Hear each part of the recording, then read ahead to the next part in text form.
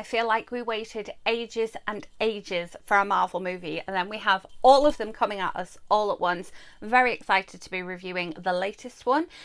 Here is another movie review for you. Welcome back, or if you are new here, welcome. My name is Katrina and I make bookish content here on this channel every week, and then movie reviews just like this one here at the weekend. I will leave a playlist of my movie reviews linked up above in case you are looking for something to go and watch this week. All of my movie reviews are spoiler free, and in case you can't tell by the fact that I am wearing a Marvel dress, I am a big Marvel fan. Took me a while to get here, but I have a load of videos talking about my journey into Marvel. I was lucky enough to watch them back to back in IMAX for Marvel's 10th anniversary a few years ago, and yeah, I think that was the best way for me to experience them because now I love them. But yes, Shang-Chi and the Legend of the Ten Rings. It's a very long title. It's quite hard to remember, but it came out this past Friday. I wasn't able to see it opening weekend, but I went to see it on Monday, and I really enjoyed it. It is definitely different from a lot of the other Marvel films. It's definitely very different from the likes of Iron Man, Guardians of the Galaxy, Thor. One of the things that makes it so different, and one of the things I really enjoyed about it, is the fact that, as you can probably tell from the posters and from the title, it doesn't have a whole ton of guns and explosions and blowings up and bombs. We haven't got big fights in New York City with things being destroyed. It is so much kind of calmer and yet just as intense and just as exciting as the other Marvel films, because we have a lot of just general martial arts. We've got like all different kinds of martial arts involved in there. There are some weapons involved in the kind of fight scenes, but the general fighting that goes on in this film is very much martial arts based, and so I really enjoyed that. I found it almost soothing to watch, so that's one thing that I really liked about it. The second thing that I really liked about this film was the humour. I didn't actually go and see this film on my own for once. I know, amazing. Apparently being back in the UK, I go to the cinema with other people now. What is going on? But I probably embarrassed the person that I was with because I was laughing a lot at this film. The comedy in there is very funny. It is very well written, and it goes on throughout the film. It's not like, oh, it's funny that at the beginning and then it gets all serious. It's funny throughout the film. I really enjoy it.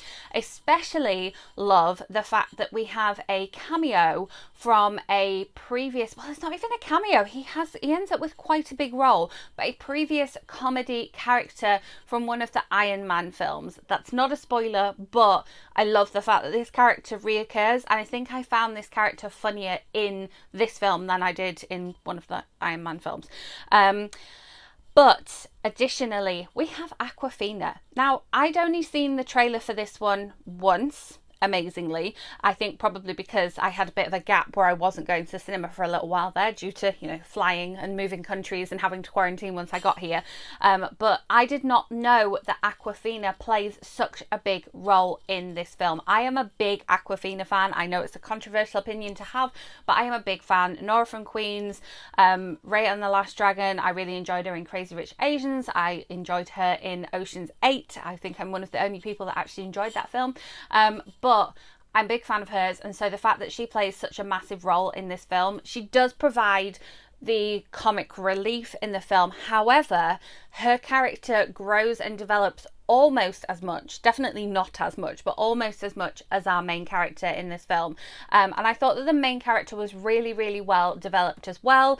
We get to know an awful lot. It's definitely, you know, an origin story, and we get to know an awful lot about his background and what makes him the way he is today. And we get to learn an awful lot about his family, and family plays a massive role in this film. And again, I feel like that is something that Marvel is moving more towards. With WandaVision, with Black Widow, we've seen a lot more to do with family and to do with people's kind of like home lives and personal lives, whereas a lot of the previous stuffs in phases 1 to 3, I feel like it was about the singular person and then how that person fits within the cinematic universe, as opposed to that person and their background and their family in their background. Even with the origin stories of like Iron Man and Hulk, we get to know a lot about Iron Man's dad, but that's about it in terms of family. And so I really, really enjoyed the role that family played in this film.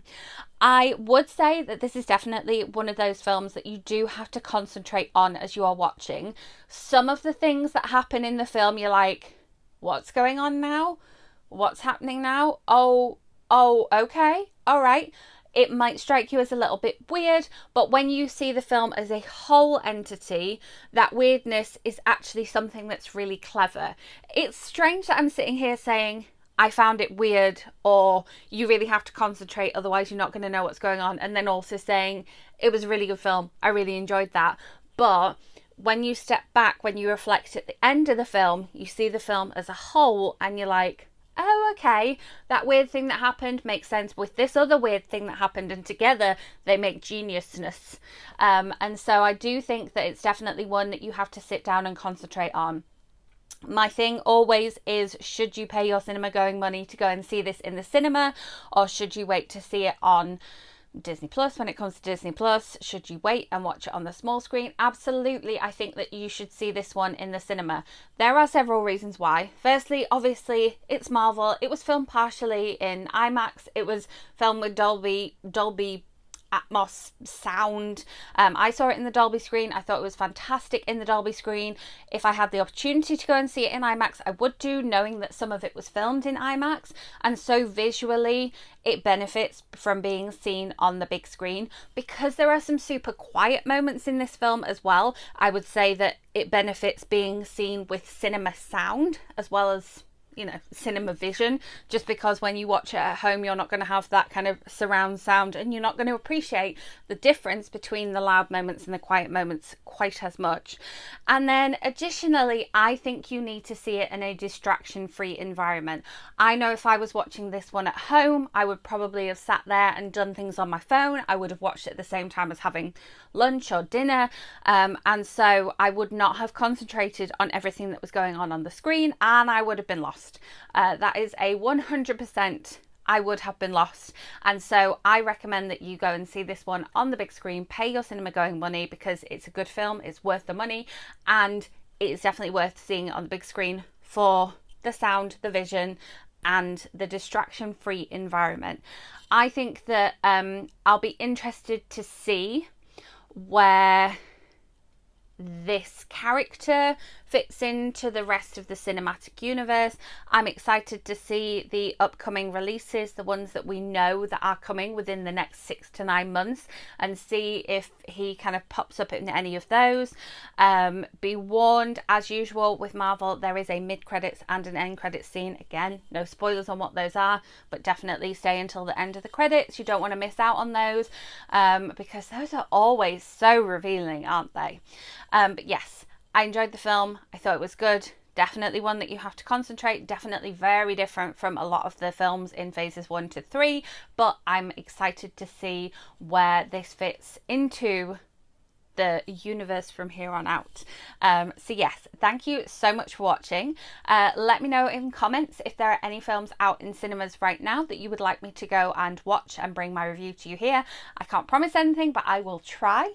I will be back with more bookish content for you in the week, so make sure you are subscribed and hit that notification bell so that you do not miss out on my movie review next weekend. So yes, I will either see you in the week with that bookish video, or I will see you next weekend with another movie review. Thank you so much for watching.